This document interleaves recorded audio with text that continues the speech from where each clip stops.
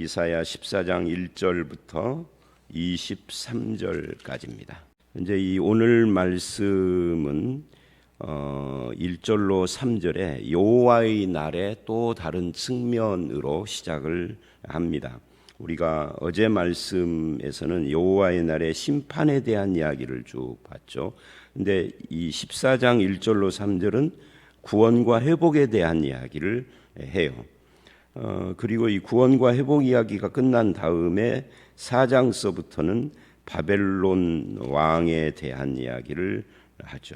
이 바벨론 왕에 대한 이야기는 14장 27절까지 23절까지 계속되고 이제 24절서부터는 아수르 이야기, 그리고 블레셋 이야기, 또 15장으로 가면 모압 이야기 이렇게 이어지죠. 그래서 오늘 말씀은 크게 두 가지인데 1절로 3절은 구원과 회복 이야기고 4절 이하에는 바벨론 심판 이야기라고 할 수가 있습니다. 이 여호와의 날로 이것을 지금 그 표현을 하고 있는 건데요. 1절로 3절을 보면 이게 바벨론에서 포로에서 해방되는 이 구원에 대한 이야기를 하는데, 이것이 어떻게 되어지느냐 하면 그 출발이 하나님의 긍휼로부터 시작이 된다. 그래서 여호와께서 야곱을 긍휼히 여기시며 이스라엘을 다시 택하여, 이 다시 택한다 하는 것은 이스라엘이 하나님의 심판으로 그 범죄자로서 심판받아 마치 하나님의 택함이 사라진 것 같은 상황에 바벨론 포로로 간 거죠. 그래서 다시 택한다. 마치 출애굽을 하는 것처럼 출바벨론. 그래서 구약 성경은 출애굽과 출바벨론이라고 하는 이 두 가지 큰 사건이 양 기둥 같은 그런 핵심 사건이죠. 그러니까 처음 시작을 갈대아 우르에서 아브라함을 불러내신 걸로 시작을 해서 애굽으로 들어갔다가 애굽에서 출애굽을 해가지고 이스라엘을 형성을 하고 다시 바벨론으로 쫓겨가는데, 이 바벨론이 넓게 보면은 갈대아 우르죠. 갈대아 우르고는 좀 다르지만 지역이 겹친단 말이죠. 그래서 그리 갔다가 다시 나오고 그 다음에 신약으로 예수 그리스도가 오는. 그러니까 구약 성경을 단순히 보면 그냥 그림으로 보면 그거예요. 그 안에 뭐 복잡한 많은 것들이 있지만 구약을 어려워하는 분들은 그냥 그렇게 이해를 하시면 쉽습니다. 그런데 그 바벨론에서 다시 포로로 해방시키는 것이 마치 출애굽을 하는 것처럼, 출애굽을 이스라엘을 하나님이 이스라엘의 신부로 택하여 끌어낸 그런 사건이라면 출바벨론도 같은 것이다. 그래서 범죄함으로 이스라엘의 지위를 상실한 것처럼 보였는데, 그렇다고 해서 실제로 무슨 뭐 택함을 취소하거나 한 건 아니에요. 왜냐하면 에스겔이나 다니엘이나 이런 성경들은 포로로 잡혀갔을 때의 이야기를 기록하거든요. 그런 성경, 뭐 에스더도 마찬가지. 그런 성경들을 보면 하나님은 여전히 이스라엘의 하나님으로 존재를 했어요. 나라는 망했어도. 그러나 이제 이거를 다시 회복시키는 것으로 본문이 설명을 한다 하는 겁니다. 땅도 마찬가지고요. 그래서 그들의 땅에 두시리니 하는 것은 이제 바벨론에서 옮겨 가나안 땅으로 이스라엘을 옮겨 놓겠다 하는 이야기인데, 이렇게 되는 출발이 긍휼이다. 하나님의 긍휼로. 이스라엘이 뭐 한 것이 아니에요. 출애굽, 우리가 요즘 출애굽기를 보는데 출애굽기도 이스라엘이 출애굽을 하고자 한 것은 아니죠. 이스라엘은 그냥 노예로서 거기서 좀 더 편안하게, 지금 노예로 모세와 아론 때문에, 또는 더 궁극적으로 가면 하나님 때문에 노예로서의 삶이 고단해져서 그렇지 않다면 짚을 주고 또 노역을 하는 양을 좀 줄여주면은 얼마든지 거기서 노예로 일하면서 먹고 사는데 아무 지장 없이 살고자 한 거예요. 그런데 하나님의 긍휼이 그들을 그 노예에서부터 불러내시는 거죠. 바벨론에서 나오는 것도 똑같다 그 말. 뭐든지 이 구원은 하나님의 긍휼로부터 시작을 한 겁니다. 이것을 우리 개인에게 대입을 해도 똑같습니다. 내가 하나님을 알고자 하고 구원을 알고자 하고 그래서 스스로 구원의 길을 찾아 나서고 한 것이, 기독교는 구도가 없어요. 구도자 예배라는 것이 한때 유행했습니다. 90년대. 뭐 지금도 그 연장선상에 있고 그래서 예배 스타일이 바뀌고 막 했는데, 저는 근본적으로 구도자는 없다. 성경적으로 볼 때 구도자는 없습니다. 하나님께서 그를 부르신 거지 지가 찾아와서 발견한 것은 없습니다. 성경적이지 않아요. 성경이 그렇게 설명하지 않아요. 혹 그렇게 보이는 사람이 있어도 그 마음을 움직이시는 분은 성령님이시지 본인 자신이 무슨 뭐 신에 대한 관심이 생겨서 구원에 배고파서 이런 건 아니단 말이에요. 그런 마음을 주신 것조차도 하나님이 하셨다고 성경은 말을 하기 때문에, 그래서 이 모든 것이 긍휼로부터 출발을 하는 것이다. 그 다음에 1절을 보면 나그네 된 자가 야곱 족속과 연합하여 그들에게 예속될 것이며 민족들이 그들을 데리고 그 본토에서 돌아오리니. 그러니까 나그네 된 자, 민족들, 이거는 이제 이스라엘이 아닌 사람들인 거죠. 이스라엘만 돌아온 것이 아니라 다른 나라 출신 포로들. 근데 그들이 뭐 집도 절도 없고 갈 데도 없는 그런 처지인 거예요. 오랜 세월이 지나서. 그러니까 이스라엘과 연합하여 예속될 것이며 그들의 본토에 돌아오리니, 그렇게 이야기를 합니다. 그러니까 이스라엘과 함께, 출애굽 때도 이스라엘이 나올 때 중다한 잡족이 함께 나왔던 것처럼, 그리고 그것을 이제 민수기나 이런 성경 말씀은 섞여 사는 자들이라고 표현하거든요. 심지어 출애굽을 보면 이 애굽 사람들도 함께 나온 사람들이 있어요. 뭐 소수겠지만. 그리고 그 외에 중다한 잡족 민족들이 뭐 뿌리를 알 수 없는 많은 사람으로 존재를 하는데, 너는 도대체 네 민족은 어디야? 그러면 뭐 어쩌고 저쩌고 말을 하는데 분명하지가 않은 사람들이 많은 거죠. 바벨론에서 나올 때에도 그 에스라나 느헤미야를 보면 자기 조상이 이스라엘이라고 그러는데 족보가 없어. 혼혈돼 가지고 그래서 받아주는데 임시적으로 받아주는 그런 장면이 나오죠. 예수님 올 때까지라고 하면서 이제 그런 현상들이 여기서도 또 지금 이야기가 되고 있는 겁니다. 그래서 이제 이렇게 해서 2절을 보면 그 과거의 영광을 회복하는 그런 내용들이 나옵니다. 그리고 3절에 그것을 안식을 주시는 날이라고 표현을 해요.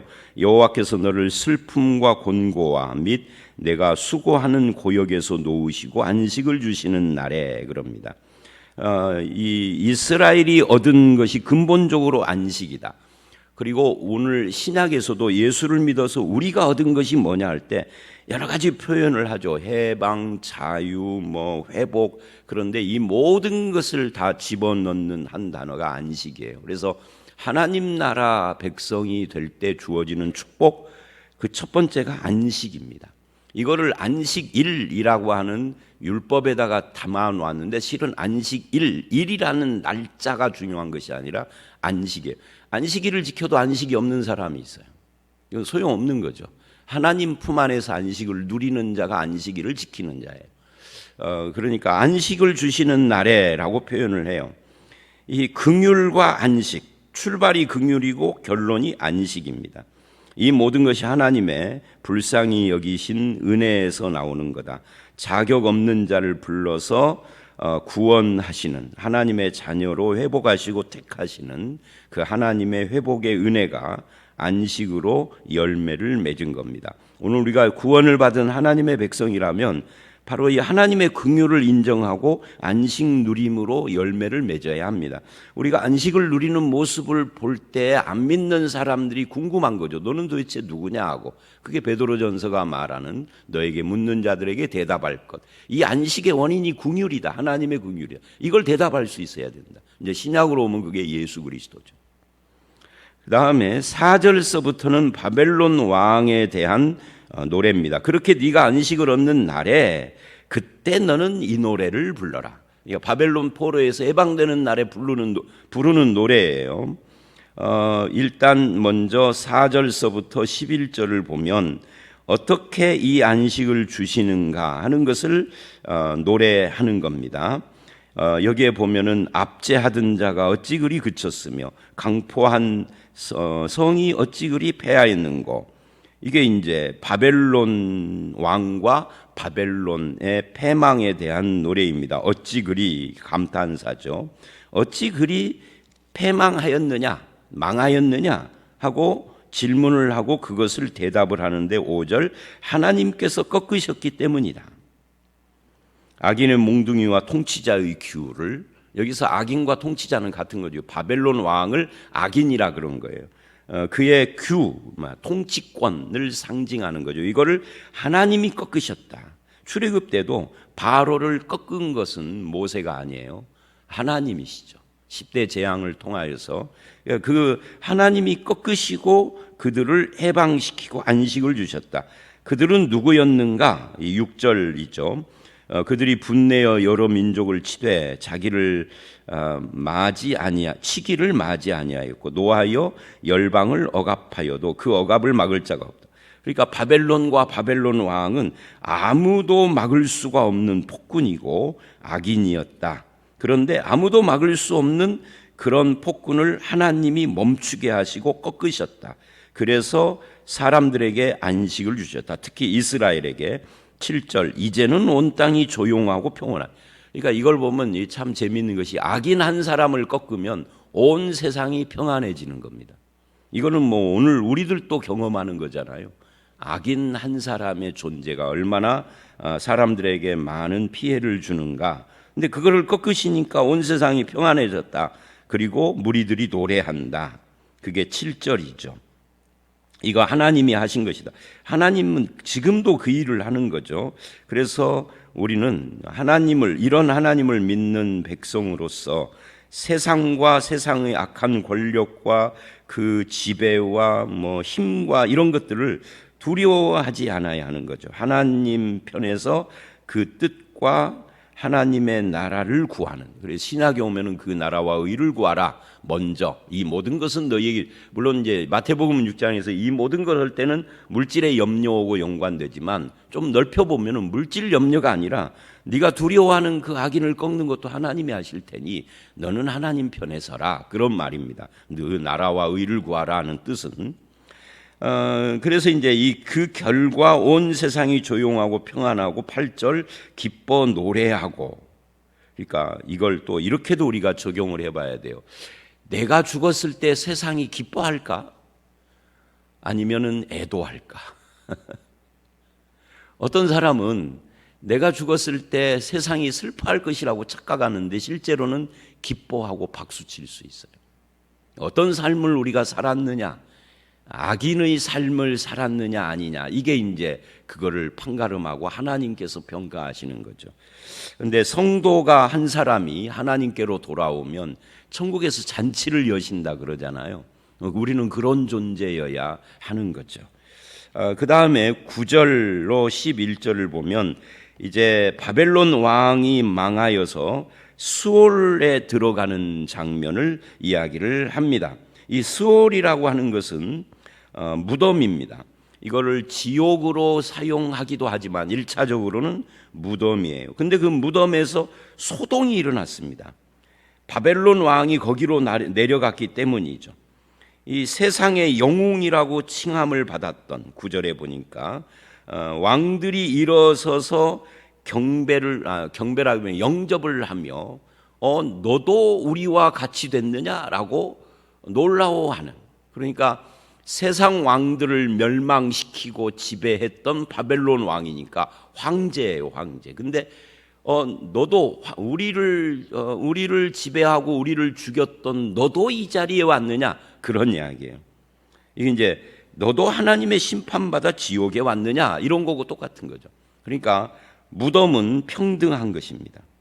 즉 사람의 죽음은 권력자이던 대단한 부를 가졌던 아니면은 별거 아닌 그런 서민으로 살았던 누구에게나 이 수월은 평등한 것이다. 그래서 대단한 권력으로 세상 사람들을 억압했던 자도 무덤에 들어가니 다 똑같이 됐다. 이 이야기를 11절까지 하고 있는 거죠. 이 세상 영광이 별거 아니다 그 말이죠. 결국에는 하나님의 심판 앞에서 다 똑같게 되고, 특히 11절에 참 재미있는 것이요, 이거예요. 구더기가 내 아래 깔림이요 지렁이가 너를 덮여. 그러니까 이제 무덤 속의 상황을 표현하는 겁니다. 사람이 엄청난 부귀 영광과 권력을 누린 사람도 일단 죽어서 땅에 묻히면 밑에는 구더기가 깔리고 위에는 지렁이가 덮고, 그 무덤 속에서 무슨 일이 일어나는지는 아무도 모르는 거죠. 근데 그런 상황으로 전락을 하는, 그러니까 세상 부귀 영광과 권세를 우리가 부러워할 것이 아니다. 죽음 앞에서는 다 똑같고 하나님의 심판 앞에서는 다 똑같다. 문제는 이 하나님의 심판 앞에 우리가 어떤 사람이 될 것인가, 긍휼로 안식 얻는 사람일 것인가, 너도 여기 왔느냐라고 사람들이 놀라워하며 심판에 처할 사람이 될 것인가, 이 문제가 중요한 거지, 세상 권세와 부귀영화가 사람을 바꿔놓는 건 아니다. 하나님 앞에서는 그까짓 것이 그냥 먼지 같은 거다, 그런 이야기죠. 이거를 동의하는 것이 믿는 자예요. 그 다음에 12절서부터 20절까지는 바벨론 왕의 멸망과 그의 교만에 대한 이야기를 합니다. 12절을 보면 너 아침의 아들 계명성이여. 여기서 이 계명성이라는 것은 바벨론 왕을 말하는 겁니다. 이 계명성이라는 이거를 세번역 성경은 계명성 이렇게 않고 아침의 아들 바벨론이라고 그렇게 말을 합니다. 그러니까 더 의미적으로 번역을 한 거죠. 이게 라틴어 성경에는 이 계명성이 루시퍼예요. 그래서 이것을 사탄이라고 해석하는 사람들이 있는데 실은 이게 사탄이 아니에요. 이 계명성은 바벨론 왕입니다. 근데 더 재미있는 것은요, 신약 성경에 가보면은 이 베드로후서 1장이나 계시록 같은 데 보면은 신약 성경의 이 계명성, 이 계명성이 샛별이거든요. 요걸 예수님이라고 해요. 그러면 예수님이 사탄인가요? 말이 안 되는 거죠. 그래서 요거를 사탄이라고 말을 하기에는 좀 부적절하다. 이거는 그냥 문맥의 흐름과 이 내용을 보면 바벨론 왕의 패망에 대한 이야기를 말하고 있는 겁니다. 그 아침의 아들, 그러니까 뭐 새벽에 탁 빛나는 샛별 같은 그런 존재였는데, 바벨론 왕이 온 세상이 우러러보고 그랬는데 어찌 그리 추락했느냐 그 말이에요. 우리가 앞에 11절에서 본 것처럼 구더기가 덮이는 무덤 속에 추락한, 하나님의 심판을 받는 그런 것을 지금 이야기를 하는 겁니다. 그러면서 13, 14절에 이 계명성 바벨론 왕이 어떤 삶을 살았는가 하는 것을 보여주는데, 이게 이제 재미있는 것이요, 12절로 14절에서 도드라진 표현이 I will, 엊그저께 그 주일 낮 예배 때 제가 I will 이야기했잖아요, 출애굽기에서. 근데 바벨론 왕이 끊임없이 내가 무엇을 하리라라는 말을 해요. 교만이죠. 그러니까 인간이 I will이라고 자기 의지를 표현하는 것은 교만이에요. 그런데 21절로 23절에 보면은 하나님이 I will 합니다. 하나님이 I will이라고 의지를 표현하는 것은 하나님의 통치와 하나님의 경영과 약속과 이런 겁니다. 그러니까 인간의 교만과 하나님의 통치, 이 둘이 이 본문에서, 오늘 본문에서 딱 맞서요. 그리고는 15절서부터 20절에 그 교만한 바벨론 왕을 심판하는 내용이 있습니다.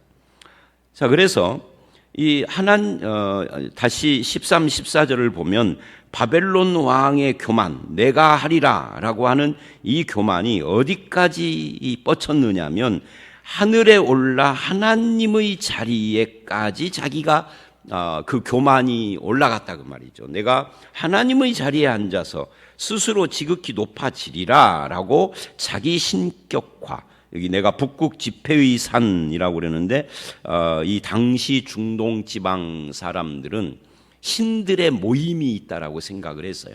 그래서 신들이 모여서 무슨 회의를 한다 그러면, 그게 다신교니까 우리처럼 기독교처럼 하나님은 유일하신 삼위일체 하나님 이외에 신은 없다, 이게 기독교라면 다른 사람 그 외의 사람들은 신들이 많은 거죠. 신들의 이름 외우기도 복잡해서 애굽에서는 신이 너무 많아서 목록까지 작성을 해서 갖고 다닐 정도니까.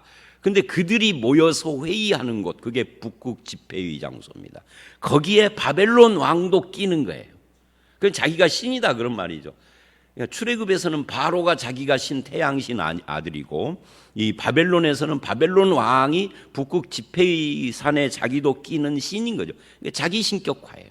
이거는 애굽의 바로나 바벨론 왕만 그런 건 아니에요.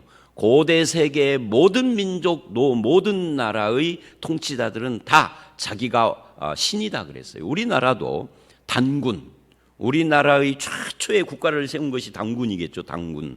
근데 그 단군도 신의 아들이잖아요. 자기 신격화한 거예요. 우리는 단군을 뭐 대단하게 생각하지만 그걸 성경적으로 보면 이 나쁜 놈인 거예요. 죄송합니다만은 성경적으로 보면 하나님을 도전하는 자인 거죠. 자기 신격화, 신에 도전하는 자니까. 이 고대 세계는 다 그랬어요. 뭐 중국도 천자라고 그래서 자기가 하늘님의 아들이라고 생각을 했고, 광상제 아들, 뭐 모든 사람들이 있습니다. 그러니까 모든 인류가 다 타락한 죄인이니까 아담 이후로 그렇게 되어진 겁니다. 그래서 그걸 지금 이야기를 하는 거예요. 자기 신격화. 요게 이제 다니엘서 3장 4장에 보면은 어떤 사건하고 연결이 되냐면 2장부터 4장을 보면 이 느부갓네살이 꿈을 꾸어요. 금신상 꿈을 꾸어요. 그 다니엘이 그걸 해석해 줘요.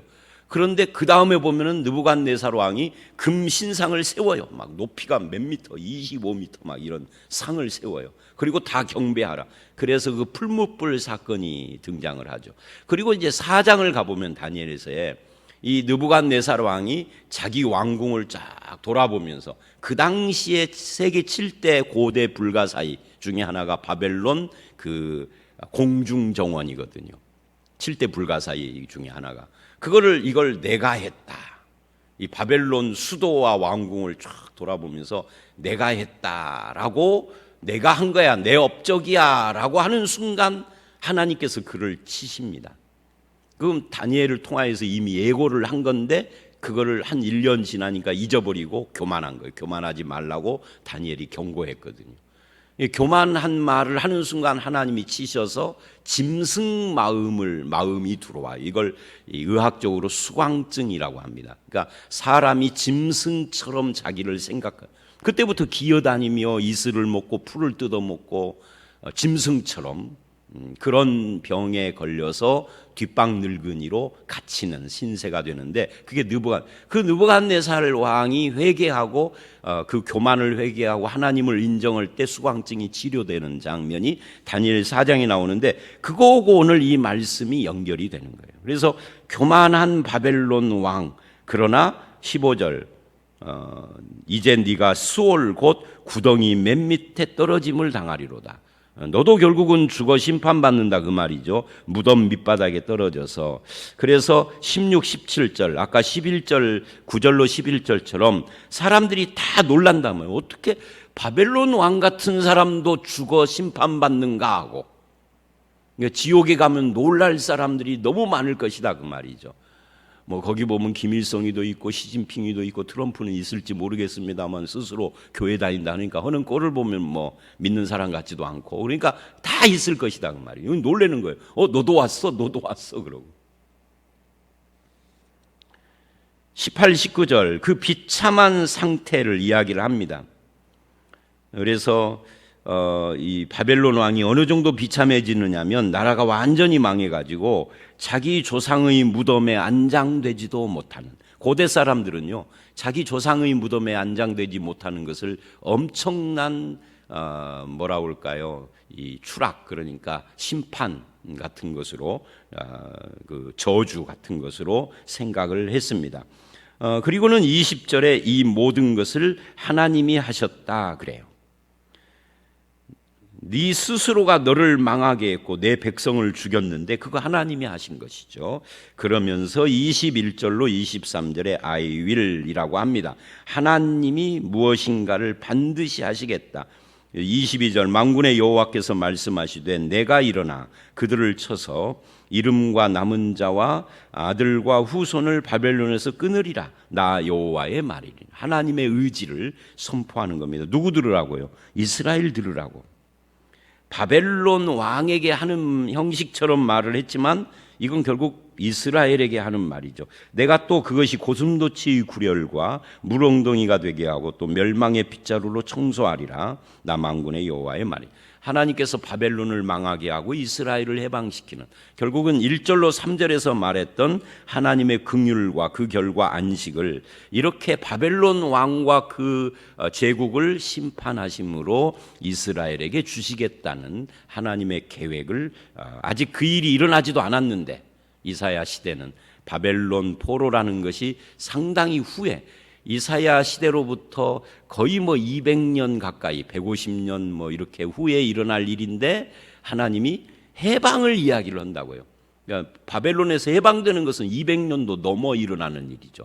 또 그로부터 또 70년이 더 가야 하니까 하나님께서 의지의 선언으로 이렇게 하셨습니다. 자, 말씀을 마칩니다. 오늘 우리에게 하나님은 그 긍휼로 구원과 안식을 베풀어 주시고 우리를 위하여서 세상을 통치하십니다. 세상 부귀 영광과 권세 앞에 두려워할 것도 아니고 부러워할 것도 아니다. 하나님 앞에 어떤 삶을 살 것이냐가 중요하다. 교만한 자는 반드시 하나님이 심판하신다. 그러므로 하나님 앞에 겸손한 삶을 살아야 되겠다. 이것이 오늘 말씀의 우리의 결론입니다. 저와 여러분의 삶 속에 하나님 앞에 겸손하고 주시는 은혜와 긍휼을 안식으로 누리는 성도가 되시기를 주의 이름으로 축원합니다. 함께 기도하겠습니다. 하나님 아버지, 우리를 구원하는 구원이 하나님의 긍휼로부터 일어나는 것이며 우리에게 안식을 주시고자 세상의 부귀 영화 권세를 누리던 바벨론 왕을 심판하는 것처럼 이 세상의 부귀 영화 권세가 아무것도 아님을 가르쳐 주셨습니다. 그것을 현재 가지고 있는 자라 할지라도 신자라면 하나님 앞에 겸손할 것이고, 그런 것이 없는 자라 할지라도 부러워하지 않고 하나님의 뜻과 통치 앞에서 믿음으로 주님께 소망을 두는 삶을 살아가는 우리 모두가 되게 해 주시옵소서. 교만보다 겸손한 믿음의 길을 걸어가기를 원하옵고 예수님 이름으로 기도드려 싸움나이다. 아멘.